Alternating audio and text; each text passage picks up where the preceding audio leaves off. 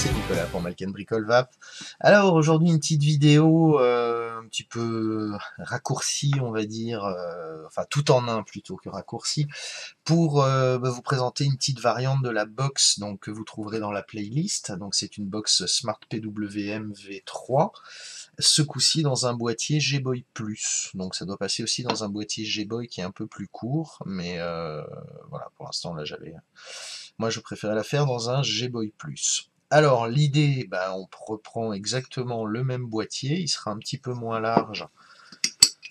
Du coup, on aura moins de place pour caler le chipset, donc il faudra être vraiment attentif à bien souder les fils propres près du chipset, sans avoir des parties soudées droites qui vont vous poser problème après et qui seront cassantes si jamais vous les coudez. Au niveau du positionnement du pin, il sera pas centré, ça sera centré mais mis en arrière de la box, donc voilà, à fleur des deux côtés et avec un petit peu de marge pour pouvoir quand même le serrer correctement. Le switch ira ici, le potentiomètre ici et le chipset viendra entre les deux.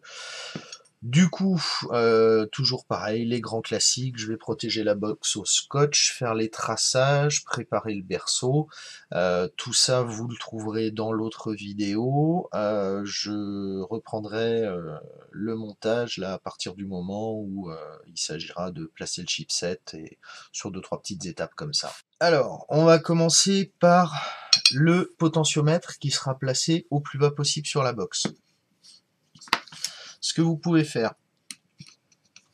par rapport au bord, vous regardez, vous avez allez, 5, 6, 7 mm, il y a 5 mm et encore 2 mm où l'aluminium est un petit peu n'est pas tout à fait droit, donc vous avez au moins 7 mm sur lesquels vous ne pouvez pas intervenir.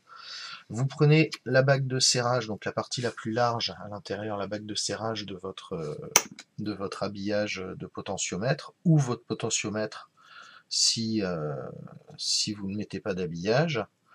Vous prenez sa diagonale au plus large, donc là on est sur 23, je vais compter 24 mm, donc 24 mm, ça veut dire qu'il m'en faut 12 par rapport au centre. Comme je disais, ici on a 7 mm, donc 7 et 12, 19, je vais rajouter un bon millimètre par sécurité, donc du coup ça m'emmène à 20, 21, ça me permet de mesurer, voilà, de faire un point à 21. Ensuite je viendrai chercher à l'aplomb ici et le centrage comme ça. Alors là vous avez vu par contre je me suis servi du rebord pour mesurer. Donc c'est pas 21 par rapport au bas de la box, c'est 21 par rapport au rebord à l'intérieur. Vous voyez mon petit point à 21. Et après, donc en refermant la box avec mon équerre, je vais venir propre, tracer ma ligne et ensuite trouver le centre. Le switch, donc pareil, on va le placer assez haut sur la box. Même topo, vous prenez la bague intérieure du switch au plus large, donc là on est sur du 16-17 mm, je vais compter 18. Le bord sur la partie haute, donc pareil, il y a 7 mm, quelque chose comme ça qu'on ne peut pas utiliser. J'ai dit 18 divisé par 2, 9, plus 7, 16. Donc en me replaçant au bord ici, si je pointe à 16 mm, vous voyez bien par rapport au bord, voilà, avec les reflets, ouais. Par rapport au bord avec 16 mm, ça doit être pas mal. Ce qui nous emmène le switch ici. Et du coup, à l'intérieur, ça devrait passer sans problème. Voilà. Pour le pin, même topo. Donc, on mesure la partie qu'on ne peut pas utiliser. Donc, pareil, j'ai 6 mm, j'en comptais 7 pour être large. On prend la bague du pin, donc elle a fait un bon 22, 23, ouais, je vais compter 24, ça tombe mieux aussi pour le calcul. Donc 24, 12, 12 et 7, 19. Alors là, par contre, on est bien par rapport au bord de la box.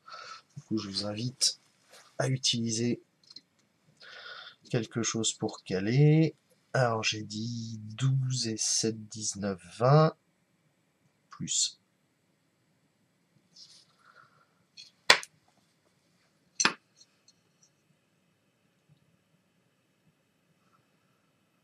Voilà, à peu près où ça va tomber.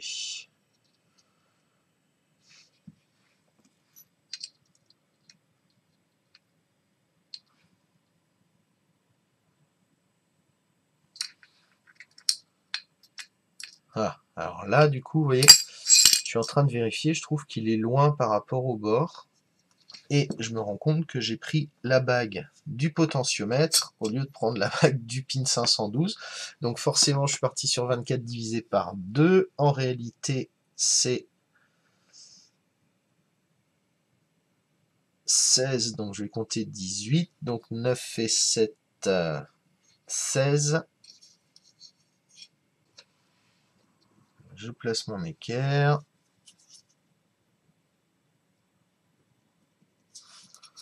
Voilà, 16 mm. Ouais, du coup, c'est déjà mieux. Voilà, c'est déjà plus comme je voulais. Donc avec le switch ici et le pin le plus reculé possible.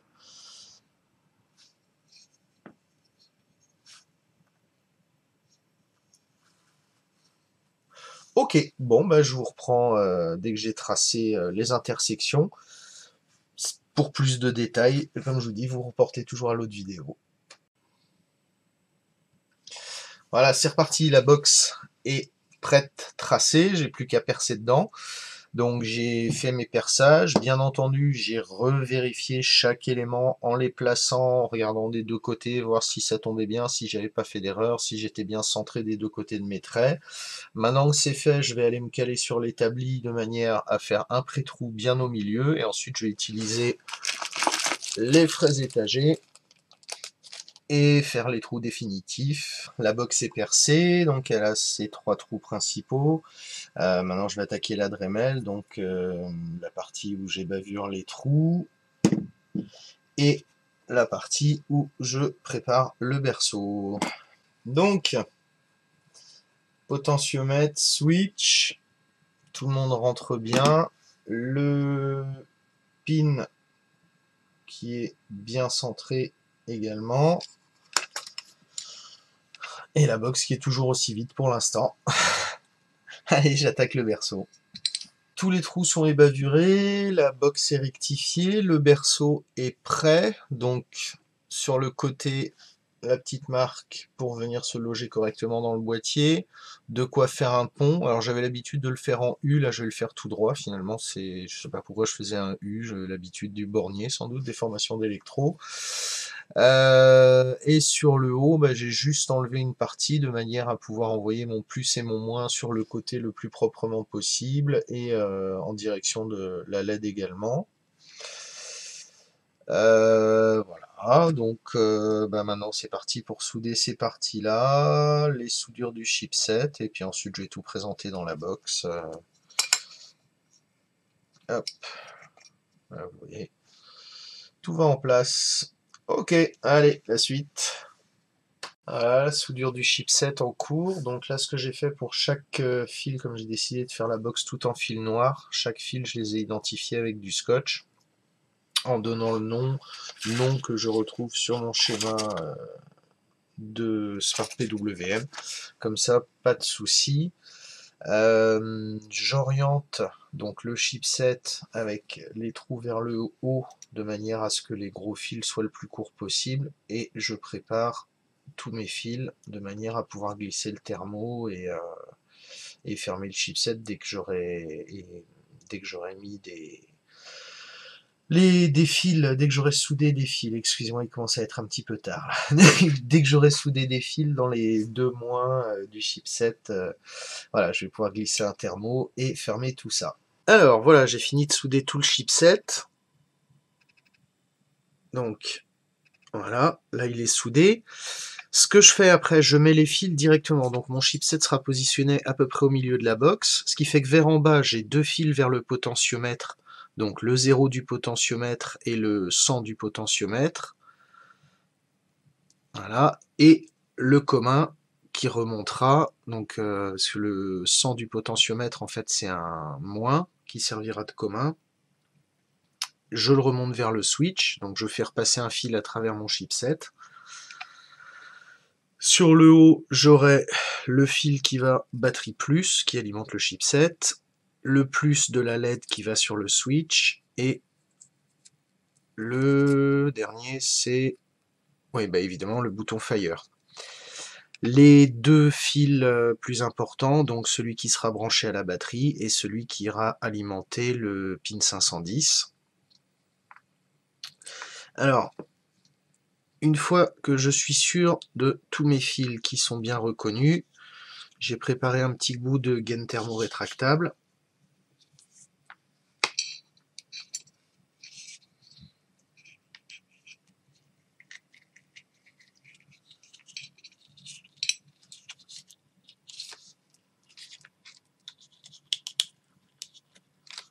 Hop, je vais mettre le chipset dedans.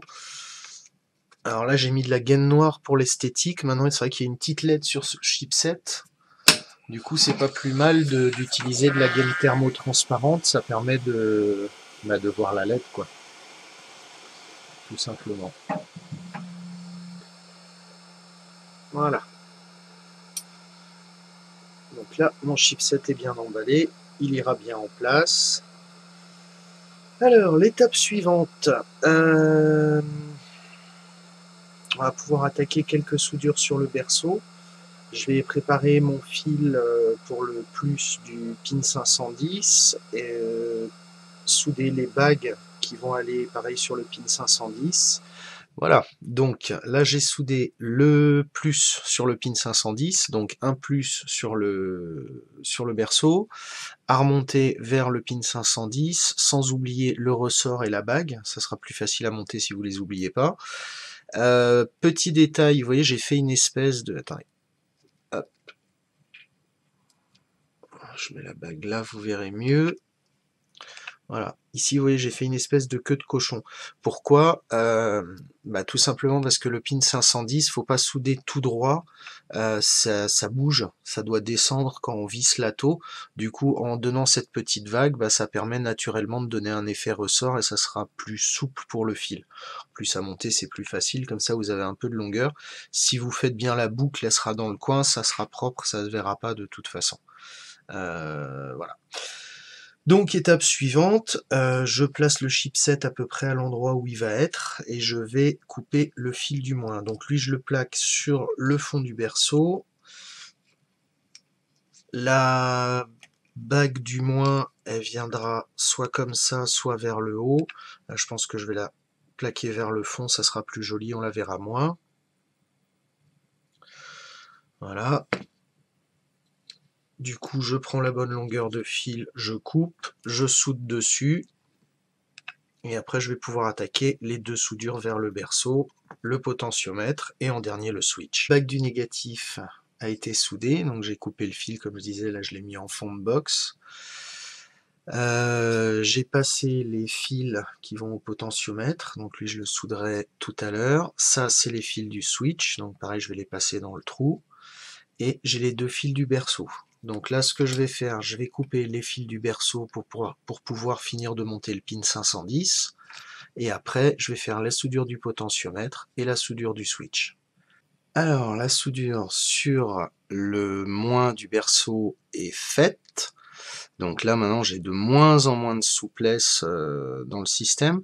Ce que je vais faire, je vais serrer le pin 510, finir de le monter, souder le potentiomètre, le mettre en place sans le coller, souder le switch, et puis ça sera parti pour le premier essai.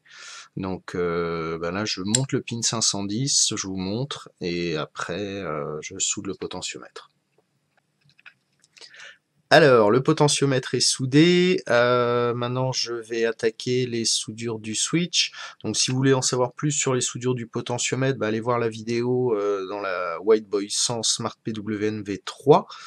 Donc, celle-ci n'est qu'une option à l'autre box, enfin une option dans un boîtier plus petit. Là, je vais attaquer les soudures du switch. Donc, j'ai passé mes 3 fils, enfin, j'ai passé la bague dans mes 3 fils. Maintenant, je vais envoyer les 3 fils au travers, les couper à la bonne longueur, mettre des petits bouts de thermo. Et ensuite, sur le switch, pareil, si vous voulez plus d'infos, allez voir l'autre vidéo. Je vais faire le petit pont et souder mes 3 fils. Hop. Voilà, et surtout n'oubliez pas la bague, parce qu'une fois soudé, c'est trop tard. Enfin, c'est trop tard. Vous n'avez plus qu'à dessouder, quoi. Allez, c'est parti. Voilà. Donc, ce que j'ai fait pour me faciliter la vie, j'ai retiré un petit peu le berceau, j'ai soudé le potentiomètre, je l'ai mis en place, donc en mettant les fils vers le bas pour gagner le maximum de place. Là, pareil, pour rentrer le switch et le visser, c'est plus facile avec le berceau relevé. De toute façon, il faudra que je le relève un petit peu pour coller le potentiomètre. J'ai soudé le switch, donc comme je disais, le petit pont, les 3 fils, j'ai mes thermos qui sont pas encore, je les ai pas encore fait rétracter dessus, j'attends de faire l'essai. Du coup, pour l'essai, j'ai pris un dripper, 2 accus, et puis c'est parti, on essaye quoi. Alors normalement c'est un switch à LED, du coup quand je vais mettre le deuxième accu, il devrait clignoter 2 fois pour me dire je suis bien en 2S. Allez, on croise les doigts. Oui, formidable. Bon, voilà, j'ai plus qu'à visser le switch à sa place, coller le berceau à l'époxy, le potentiomètre, et la box est prête. Et voilà, la box est collée à l'époxy. Donc j'avais oublié de mettre les autocollants, donc avec cela il n'y a pas de problème, ils se placent à l'intérieur, par l'intérieur du berceau. Bon, l'époxy, donc je la coule dans les trous, j'en mets un petit peu derrière et au fond là pour que ça colle de partout. Donc le potentiomètre, j'ai essayé de le caler dans l'axe. Les fils, comme vous voyez, sont tous rangés à leur place. Tout en câblage noir, gaine noire. Enfin bon, non, je trouve qu'elle est franchement plutôt bien faite. Montée un petit peu comme une Tesla, donc avec le pin en arrière. La petite gravure sur le côté. Et la porte gravée également. Pour moi, cette box est prête. Il n'y a plus qu'à attendre que ça sèche et puis ensuite l'envoyer à son heureux propriétaire. Celle-là n'est pas pour moi, elle est pour un ami. Écoutez, je vous remercie d'avoir regardé cette vidéo jusqu'au bout. J'espère que je vais réussir à vous faire un montage à peu près cohérent sur la vidéo, parce que je voulais faire une vidéo courte, comme cette box ressemble vraiment beaucoup à l'autre que j'ai monté là en boîtier White 100. Voilà, écoutez, je vais pas m'attarder plus. Je vous remercie d'avoir regardé cette vidéo jusqu'au bout. Je vous souhaite de faire de belles box et puis à bientôt pour d'autres vidéos. Allez, ciao les bricolos!